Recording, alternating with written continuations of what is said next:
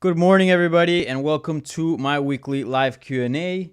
This is episode 45. Yes, you guys know how this works. You guys know me. My name is Danny Segura. I am a mixed martial arts reporter for MMAJunkie.com.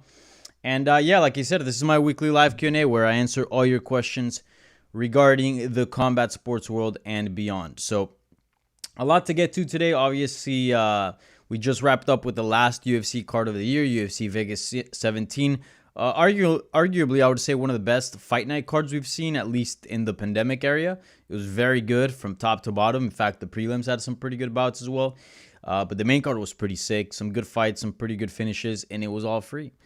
Also, important bouts. You guys know how this thing works on my end. I'm all about relevancy and fights that matter. They don't really have to be the biggest fights with the biggest names, but as long as they have meaning in their respective divisions, I'll be watching for sure. We've seen some cards previously in the past that, there's some fights that kind of lead to nowhere, some doors that don't go anywhere, just some fights that kind of just are made because the UFC has contractual duties, and that's about it. But at this card, there was actually some legit matchmaking going on and fights that had very good or pretty heavy implications, I would say, to their divisions. So I guess we'll get into that later. But yes, and then also, again, like I said, we're wrapping up 2020. What a year, right? So lots to get to, maybe a year in review. If you guys want to get into that, of course, the best way to do that is in the YouTube live chat. The Twitter questions are already closed. Not too many submissions today. Don't know why, maybe the holidays. But we'll be tackling the Twitter questions first, and then we'll move over to the YouTube live chat. So again, if you have any questions, go ahead and throw some stuff on the YouTube live chat, and I'll get to it in the later part of this video. Sounds good? Like always, remember, thumbs up, subscribe if you haven't already. You can follow me everywhere on Twitter, Instagram, and Facebook at Danny Segura TV. And that's it. So let's get into it, shall we? All right, so the first question is by Darby Crash 81, and this is a very good one. So he wants to know, or he says, Aldo called out TJ, so did Font. Who do you think each of these fighters should fight next? And do you think TJ will regain the 135-pound belt? So that's like a really thick question. With like 4 C's there. So let's just digest the very first part of it. So Jose Aldo defeated Jose Aldo defeated Chito Vera at UFC Vegas 17 in the co-main event. Pretty solid victory, very convincing. Looked quite good doing it. And he called out TJ Dillashaw following, in his post-fight interview. And Rob Font had a very similar thing. Obviously, picked up a very solid win. You could maybe even argue a more important win if you just go by the rankings. Obviously, at the time, Marlon Moraes was ranked number 3. So in the top 3, that's a pretty big victory. Whereas Chito Vera certainly ranked, I don't remember where exactly. I would assume right outside of the top 10 or somewhere around there. So if you go by the rankings wise, maybe the Moraes win is a little bit better, but also, Chito's doing this, Moraes kind of seems to be going down, right? So, anyways, Rob Font had a pretty spectacular performance, actually picked up a stoppage rather than a decision, putting away Marlon Moraes, and then he did the same thing as Jose Aldo did. In fact, he did it first. He called out TJ Dillashaw. Both of the callouts weren't really like hard callouts, like, hey, I'm coming after you, let's go, I'll welcome you back to the division, whatever. It wasn't really like that. It was just like, hey, I'll fight anybody. I wanna get the belt. I want some big fights. And look, I heard TJ Dillashaw's coming back, so that sounds fun, that type of thing. So I certainly, as a fan, let me pull up TJ Dillashaw here. Let's see what's the latest with him. As a fan, I would like to see the Aldo fight. Obviously, it's a very big fight. Obviously 2 former champions and 2 very big names in the lower weight classes. And I know Rob Font is a very good fighter. I've been following him for quite some time. I think he's very good. I've always been a fan of his boxing. He's very technical, and I was always surprised why he didn't have, I guess, better success in the division. But I guess now we're seeing it because a stoppage win over Marlon Moraes is obviously a big win. So he's in a bit of a run right now. Plus the Moraes win. I mean, I think he's going where he should be going, or where at least I expected him to go. But with that being said, that fight is fun. I mean, Dillashaw fun. I think it'd be a lot of fun. I think it'd be very exciting. But I think the bigger fight is the Jose Aldo one. So personally, I'd like to see that, and it's a matchup that maybe when both were champion. I don't think Aldo was champion when TJ was champion. Was he? Maybe, possibly. No, certain.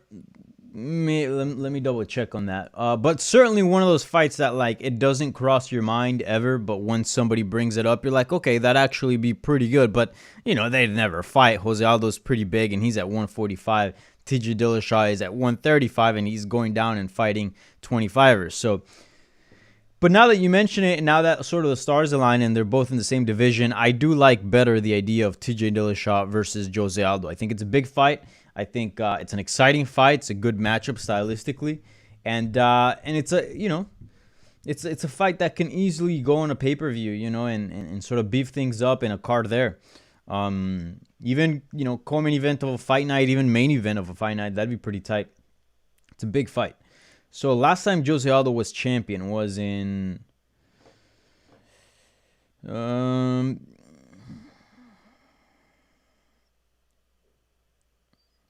really was in 2017, sorry, when he lost to Max Holloway.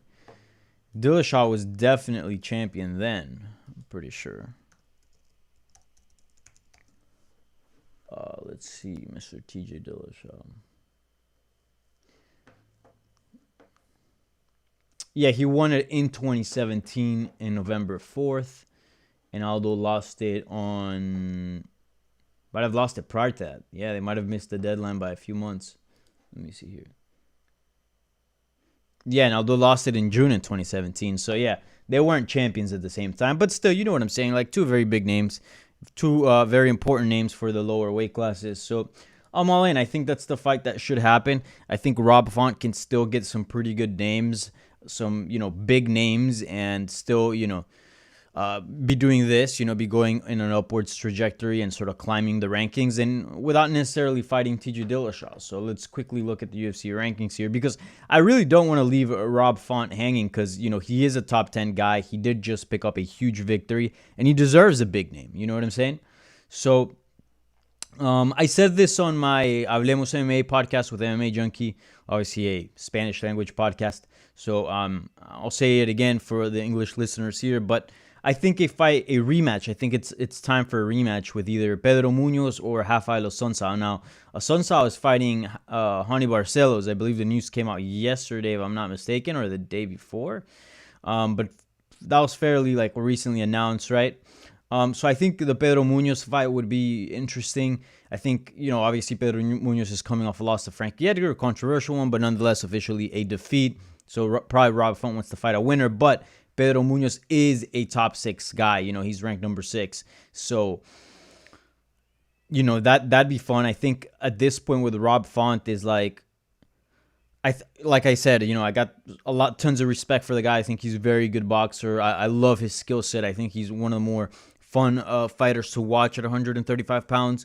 And yes, like I said, this was a huge win, defeating Marlon Moraes, a top 3 guy. But I think there are some questions, not very big ones. I think this win looks good. It's not like him beating, say, a BJ Penn or someone like that, where it's like, dude, the name value no longer holds. You got to keep in mind who BJ Penn is today, right?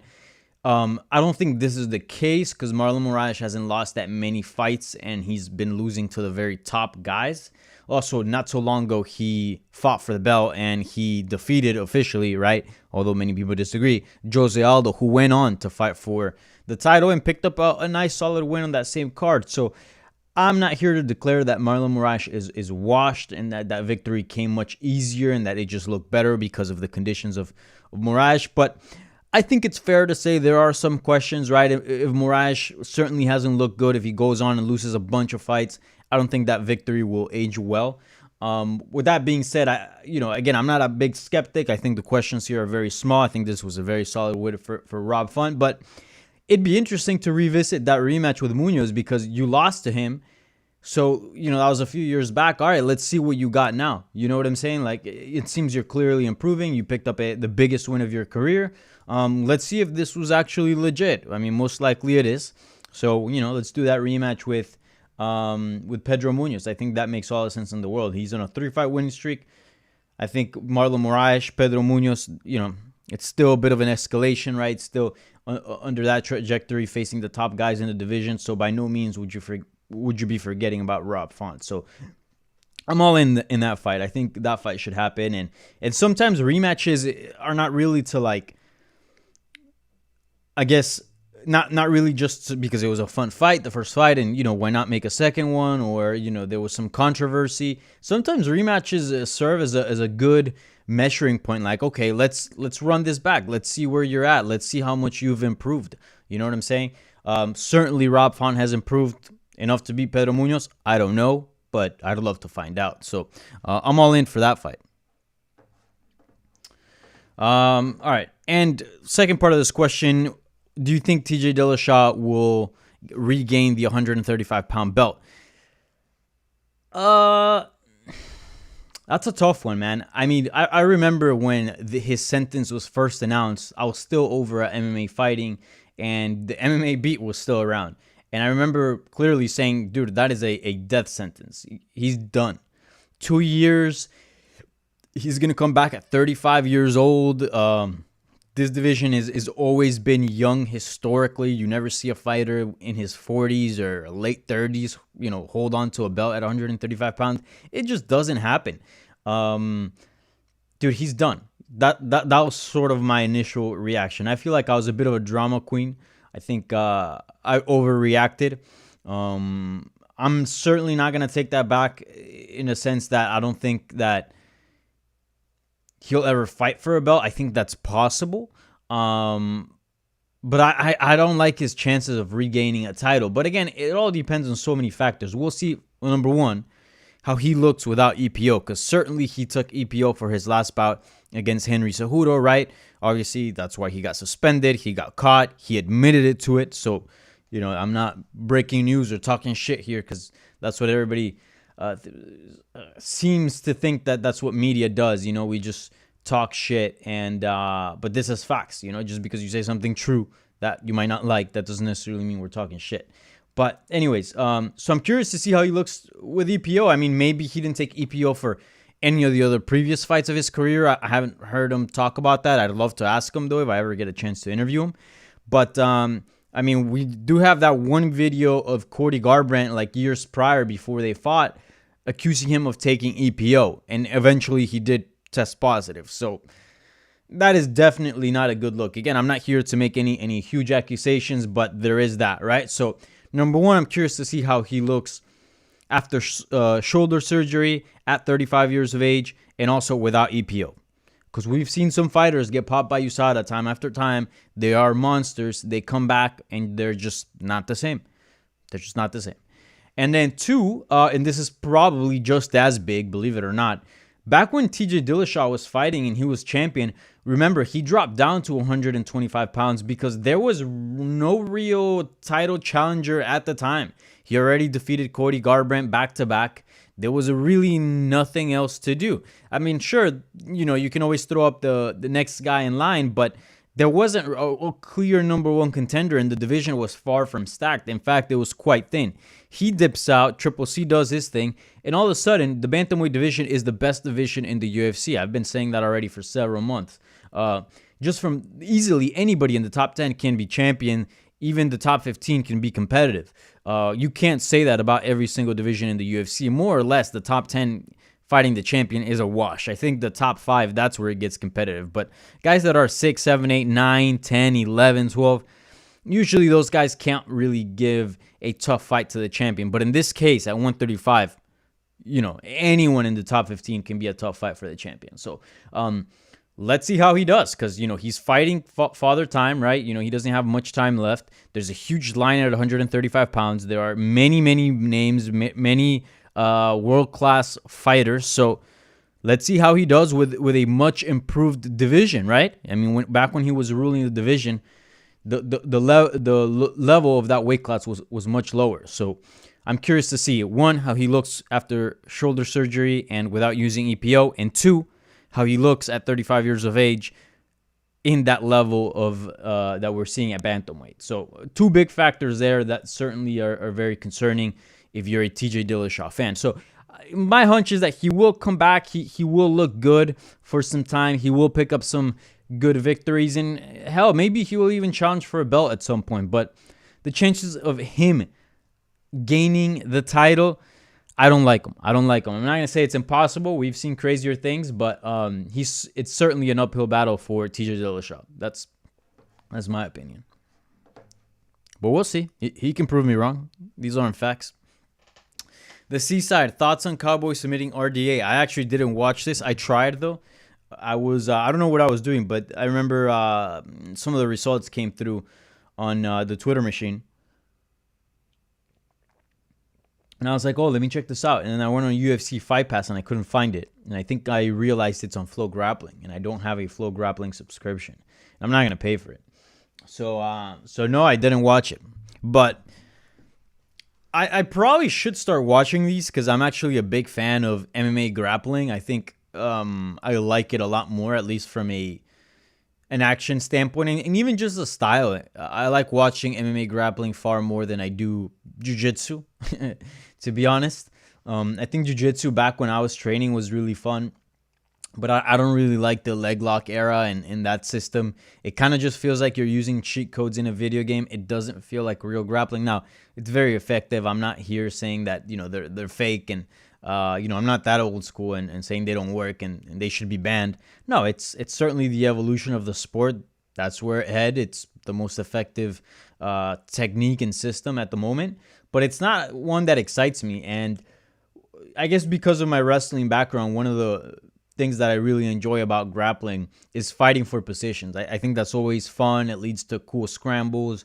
And there's always a very fun and technical battle fighting for positions. And with the leg lock system, like, positions are kind of irrelevant nowadays. Dominant positions for the most part. I mean, I've grappled with people that are so good at leg locks that they literally will just let you mount them. They don't care. Go ahead, mount me. And then they're so flexible, they'll just bring their leg over yours and already start working and putting you in some sort of leg lock. And that to me is kind of lame. Like, it just doesn't seem real. Obviously, in a real fight, you got the elbows. It's a different story. Now, you can still definitely heel hook the shit out of somebody, especially if they don't know what they're doing. But I really do like the fight for position. So I would actually watch this. I don't know. Maybe I should start tuning into the SUG, right? Submission Underground Grappling. That's what it's called. I'll check it out eventually, the Seaside. A Passive Wokeness. You skipped my question last time, but I'll ask again. If you were in charge of setting up a 205 tournament for Bellator, how would you set up the bracket? So first of all, how many fighters would we be including in the tournament? How long are these tournaments for the most part? Let me look up the Bellator tournament. They've ranged in different sizes, right? If I'm not mistaken.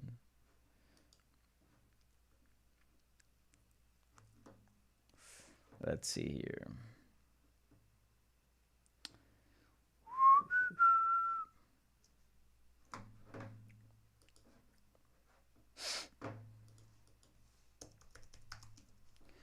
All right. List of events.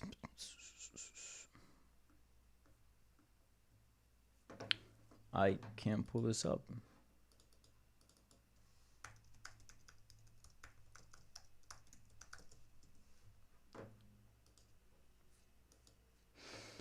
All right, here we go. So it's 2, 4, 6, 8, 10, 12, 14, 16 fighters. Yeah, 16-man tournament. Can you pull 16 fighters from the UFC, from the Bellator's light heavyweight division? Probably. I mean, you can pull some randoms for sure. Um, I don't know. I mean, this is such a big question. Like, I would actually have to sit there and do a bracket and look at each matchup. I'll say this though. For the 205 weight class, I actually wouldn't like to see a tournament. Those guys usually don't fight as much as the lower weight classes. They're a little bit less active. Some of those guys are a bit older, right? Anthony Johnson, 36. Joel Romero in his 40s. Phil Davis is probably like mid-30s now. Lyoto Machida certainly up there in age. Probably closer to 40 and he is to 30 at this point, right? Musasi certainly a veteran, been around for some time. Nemkov would be the youngest one. I believe he's 28. He was born in 92. And who am I missing? Ryan Bader as well is in his mid-30s. So I don't know. I actually don't like a tournament for the 205 division. I think they should just do good old matchmaking. And the beautiful thing is that, like, the tournament is fun if you don't want a matchmaking. And well, you do matchmaking up to a certain degree, right? Because you have to put the original matchups. But for the most part, like, the matchmaking beyond that, after that point, it takes care of itself, right? And if you got fighters that are willing to fight often and you got a lot of good fighters, which the 205 division does have, then, things can be fun, right? Things could lead to, a surprise element, right? You can get surprising matchups because you don't know how the fights are going to go. But for this case, I think matchmaking is the key. I think if you do some proper matchmaking, you can get some really, really, really good fights and eventually find who the best light heavyweight is to go challenge Nemkov.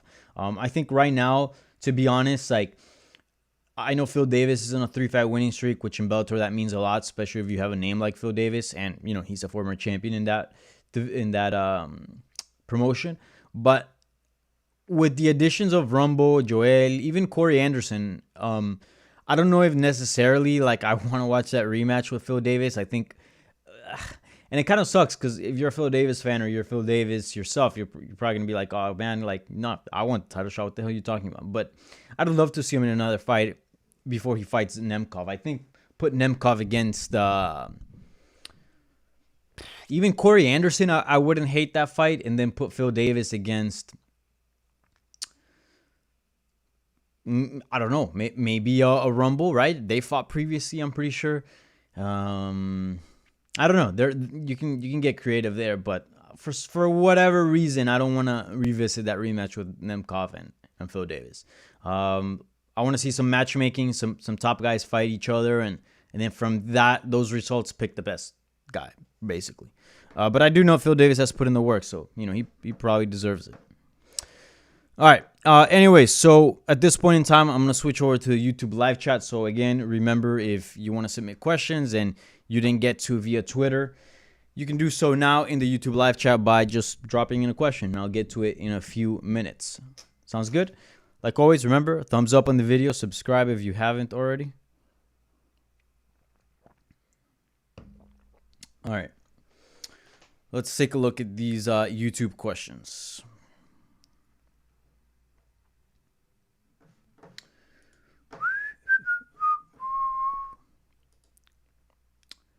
What's this here? Mystic Gam. Do you think GSP will come back for Ben Askren? Seriously? Also, are there any updates on Askren? Did he get his pelvis replaced? Askren retired, my friend. Right? Am I tripping here? You're making me doubt now. I'm pretty sure Ben Askren retired a long time ago. Yeah, he's a retired professional mixed martial artist. Yeah, man, you missed the boat on that one. I think, I don't know if you just got internet, again after, 2017? Maybe that's when your internet went out. But, yeah, Ben Askren is no longer fighting, and I think he's so far from the conversation. Even if he were eligible and healthy for a return, I don't think anybody would want to see Ben Askren fight. I mean, maybe a few people, but really his UFC run was probably the worst run we've ever seen out of any big name switch over to the UFC. Certainly, at least in Bellator. From Bellator, or well, he actually went from one. But I would say probably out of all the big names that switched over to the UFC, he was probably the biggest disappointment and probably had the worst run. I mean, I can think of some not so good ones, like Hector Lombard was never really able to capture what he showed in Bellator or what he promised to be. But, nonetheless, he still picked up some good wins here and there. And he even managed to be ranked at some point, I'm pretty sure.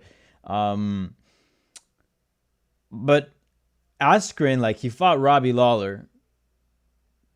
One of the most controversial fights. Clearly, Lawler wasn't out, so I don't know how that ended up being officially a technical submission. He didn't tap, and literally seconds before, he was beating the shit out of Ben Askren.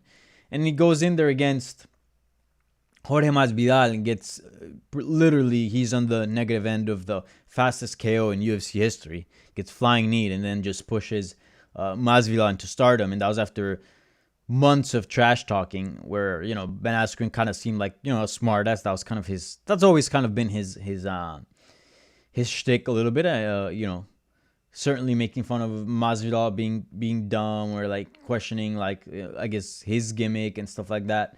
And, there was talks of him potentially fighting for the belt. Remember, he was linked with Kamaru Usman, the champion, because they were trash talking as well. So there was all this hype. And then he goes in there and fights Damian Maia and then loses via rear naked choke. I believe he gets choked out. And then the process also gets outboxed by Damian Maia, which is dude, that is not good. That is not good. Now, again, he had a bunch of health issues, especially the one with his hip. And if you're a wrestler and you're a grappler and you have hip problems, that is huge. I do think that he was a pretty good fighter prior to his UFC run. I can't say that about his UFC run, but you can't deny that he's beaten some monsters. I mean, Lyman Good is a pretty damn good fighter. Jay Haran as well. Douglas Lima is a monster. Andrei Koreshkov is a beast as well. Shinya Yoki, fantastic grappler. So he did clock in some solid names while healthy, but certainly his UFC run was not good. And if GSP comes back, it's to fight Khabib. I think I feel like there's a slight chance for that. I feel like Khabib was not going to return to rule the lightweight division. I don't think that's his plans. If he fights, it's a legacy fight to fight GSP.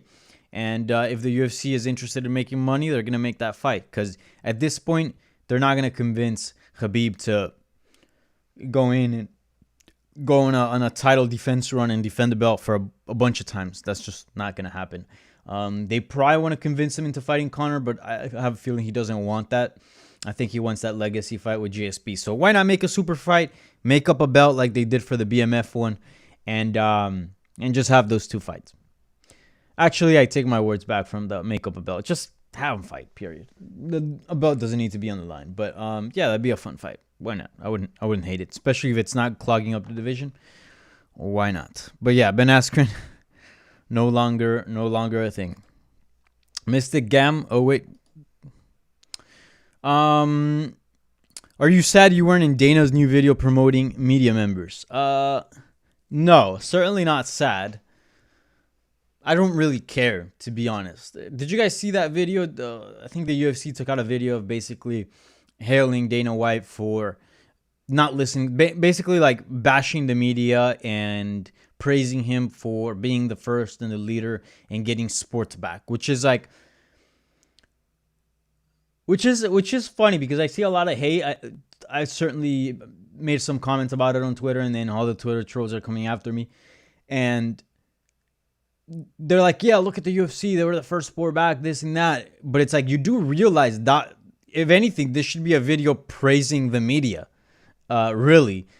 If it wasn't for the media, the UFC wouldn't be at this point. The media balanced out the UFC, and that's what media is for.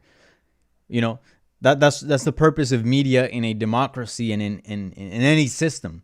Balance the powers. Check the big powers. You know what I'm saying? Keep them in check. And there was some solid reporting being done. Okay, there's a pandemic going on. We don't know anything about this virus. All the sports are shutting down, and they want to continue put on events without COVID testing. How do you how can you ensure the safety of the people that are working the event and the athletes if there's no COVID testing or no bubble or anything? You don't know anything about the virus. And that reporting eventually led on to Disney, seeing what was going on, as well as the governor of California, and then taking action. And then, like I said, props to the UFC and props to Dana White, because after they got shut down, they really got to work. They figured out a protocol. They worked with the commissions, and they had something in place that the media could look at and be like, okay, they're doing things right. And nowadays, they're pretty good at detecting COVID through fight week and pulling those fighters out of fight week and out of their respective bouts. And that's the way it should be. Now, there are some things I would like for the protocol to include. I would like the bubble, to be quite honest. It just seems that, and they are doing some changes. There was a recent update, but not enough. I think after they clock in is basically like, you do whatever you want. We'll just make sure that if you get COVID, we're pulling you out, but you can still roam around and do whatever you want. I don't think that's the answer. I think once the fighters should be in fight week, or the fighters are in fight week, I think they should be quarantined, and there should be a bubble good enough that there are no positive COVID tests, and we don't see fights being canceled that same week. But anyways, that's a different conversation. But it's pretty wild to think that, like, F the media, what have they ever done? And like, they're in the business of clickbait and negativity. It's like, no, we're in the business of asking the right questions and making sure you're doing the right thing. And that is, at the time, following government mandates and expert advice on the pandemic. And that's what, and the funny, one of the funny things that they mentioned in that video is like, the media doesn't know anything. Yeah, we don't know anything. We don't know everything. Frankly, we know a little bit of everything, right? Especially if you cover all subjects. Like, I can say, like, I'm an expert in mixed martial arts and that's my beat, but there's people that cover everything, right? Like in a local news paper, or, a bigger publication or whatever. But yeah, because we don't know everything, we rely on expert advice that are experts on the topic. Like, nobody in the UFC is an expert on pandemics and viruses. They're just not. So you go by the experts, you know what I'm saying? But yeah, that video was pretty ridiculous. But look, like I said, props to the UFC, because after that, they did the right thing and they got the sport back and running, using the right protocols and the right avenues to have events nowadays. So yeah, props to them. I think in some way, like, they should be maybe not congratulated, but at least acknowledged that, like, they did serve as, like, sort of the beacon, and they did show a lot of sports how to come back. They were the first, and they were the first that were doing it successfully. So yeah, props to them and congrats. Like, the UFC is having a great year. Like, I don't hate the UFC. I don't think any media member hates the UFC. They have the best fighters in the world. They have the best fights. It's a promotion that everybody loves covering. Like, this whole narrative that the media hates the UFC and is against fighters and the UFC is BS. But there were just some serious questions about public health that were being asked and they weren't being answered. So that's why the criticism came along, and I think it was rightful criticism. And look, in other industries, like, they would have gotten it much worse. The MMA media is always a little bit too forgiving, I think, in a lot of aspects. If this was other media, like, imagine like the NBA trying to do this, what the UFC was trying to do, they would have gotten wrecked like 10 times more, 100 times more than what the UFC did. So yeah, it's pretty crazy. I think also, like, and I know I'm going on a bit of a rant here, but part of why we see that type of thing, I think that explains in some of the trolling and some of the comments that we see online as well. Like, oh, you got owned by Dana White. I saw some comments about that. It shows the little understanding of what the media actually is. And we see it in MMA managers as well. People just think we are PR. Like, here, say whatever we want you to say. Like, here, report these things, Talk to my fighter only about this, but not about these other subjects, and only report this. Oh, I didn't like the story. Can you change this? And a bunch of other things. But then when it comes to the other things, no, you can't talk about that. So basically, we're just in their mind, we're just a free wing of PR. They don't pay us, and we're just there to, expand and explode their messages and getting them to the masses. Like, that is not what media does. And if you think that's what media is, trust me, you are far wrong. And I actually think there actually should be some sort of media class in high school to teach you what news media is, how important it is to democracy, how important it is for the U.S. and how it helped the U.S. become the country that it is now. There's freedom of the press. Without that, without freedom of the press, you can't possibly have a democracy. You know what I'm saying? Like, people don't realize how important that journalism and media is to like the world in general. It's needed. It's not just extra. It's not for entertainment. It's a vital part of society. But sadly, people nowadays don't get and don't understand what media is. But I invite you to read the history of media, especially in the U.S., and realize how important it is. Like, look at all the communist country and see if they have freedom of the press. You know what I'm saying? But anyways, or that have some sort of totalitarian regime or whatever. But anyways, a bit of a rant here. But yeah, that video was fucking ridiculous. And no, I'm not sad. Frankly, I could care less. I thought it was a little bit funny at some points.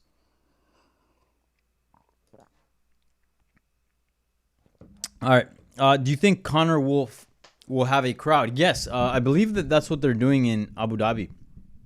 Actually, one of the last UFC events, there was a bit of a crowd. Now, Dana White kind of shut the reporter down, whoever was asking that. I forgot who. Might have been the Schmo. I don't really remember. But they're like, oh, there's a bit of a crowd here, right? Like, are you guys experimenting? And Dana was like, nope, no crowd.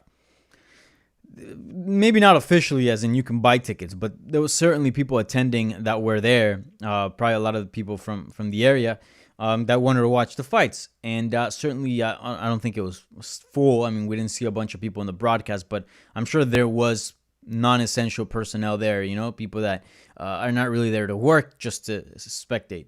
And I think that will be the case here. I think they'll have friends and, close friends, maybe some famous people and stuff like that. But as far as like you can buy a ticket, I don't think that'll be a case. But I think there'll be people watching the Conor fight. I don't know how many, but I suspect there will be some people, probably in the hundreds. I don't think it'll be in the thousands, but who knows? But I suspect there will be people. Small crowd, to say the least. Who do you think Darren Till should fight? Jack Hermanson. Why not? I mean, yeah, Hermanson's coming off a defeat, but so is Darren Till. Yeah, why not? Why not? I also wouldn't hate Darren Till versus Uriah Hall. I think that'd be fun. In fact, that'd be a better matchup than the Hermanson one. But I don't know if Uriah Hall wants that fight. He is a bit on a win streak, right? He is coming off an Anderson Silva win, so who knows? But maybe Till, Uriah Hall, I think that'd be exciting.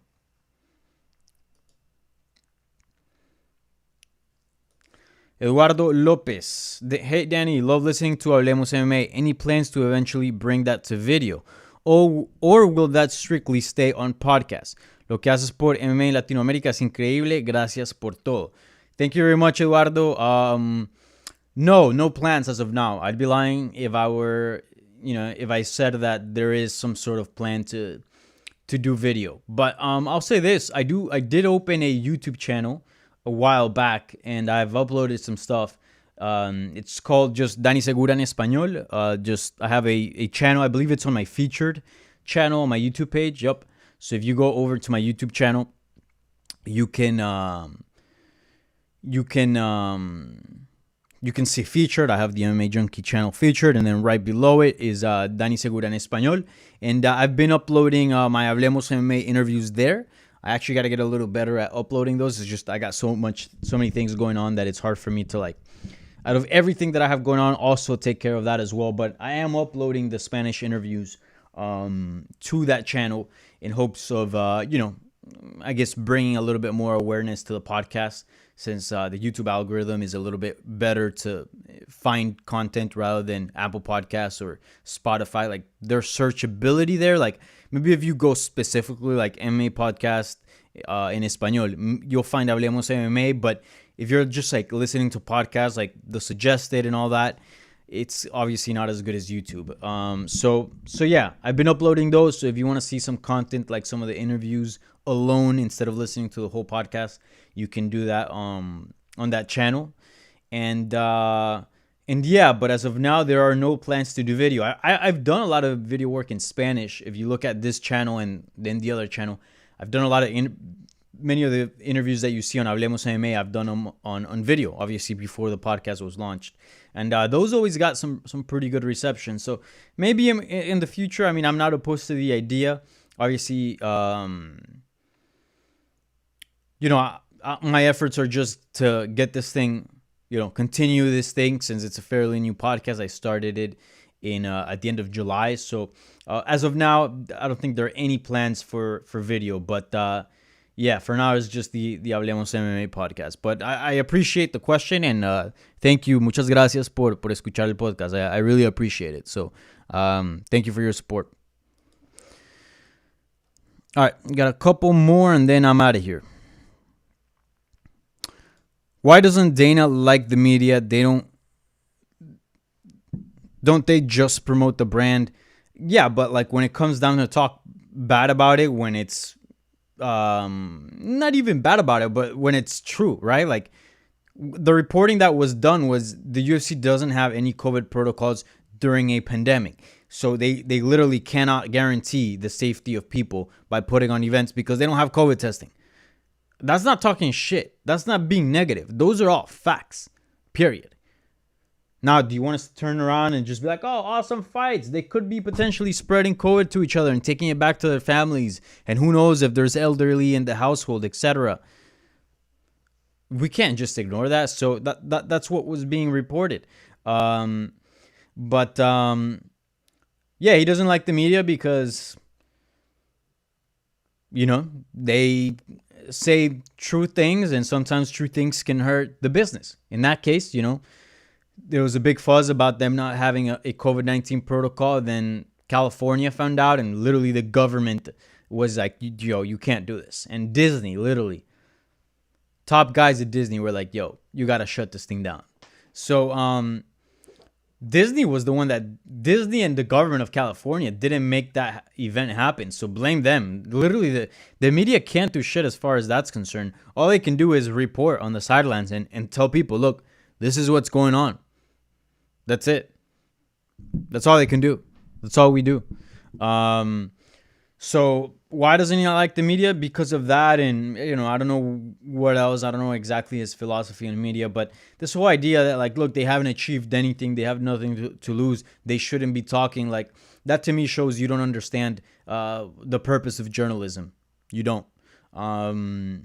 Because if that was the case, then only big entrepreneurs and big businessmen could only be journalists, and those would be the people that would only be allowed to report because they've made millions and they've done something with their lives. That is the most absurd way of thinking, to be quite honest. It's ridiculous. But yeah, I don't know what his deal is with the media. They just say, mostly what I've seen, what he says with his problem with media is they don't know anything about this business. Okay. Also, 2006, 09 Askren with a working pelvis and back ligaments was a beast. Yeah. Certainly a very good fighter. Okay, I think that's actually it for the YouTube questions. If anybody has anything they want to throw my way, make sure you do that right now, ASAP, or I'm going to call it quits. Anybody got any questions? Yes, no, maybe? All right, so I'm gonna call it quits here. So thank you so much for everybody that tuned in to this live Q&A. Remember, follow me on Twitter, Instagram, and all kinds of social here at Danny Segura TV. And remember, subscribe to this channel, give this video a thumbs up, and yeah, that's it. That's all I got for you. Merry Christmas, Happy Holidays. If you don't celebrate Christmas, please stay safe. Remember, we're still in a pandemic, but at the same time, have fun. I think we deserve a little bit of fun after this crazy ass 2020. So yeah, have fun. I know there's some question that came in, but I actually addressed that immigrant mentality, stereotypic. I actually addressed that earlier, so you can rewind if you want to check that out. But anyways, thank you for watching. I appreciate your support. Again, have some Have some fun. Have some time with the family. Please enjoy the holidays. Stay safe. Wash your hands. Wear a mask. You know the deal. And I'll talk to you guys next week for the last live Q&A of the year. We've come a long way, right? So, again, I'll talk to you guys next week. Have fun. Stay safe. Peace.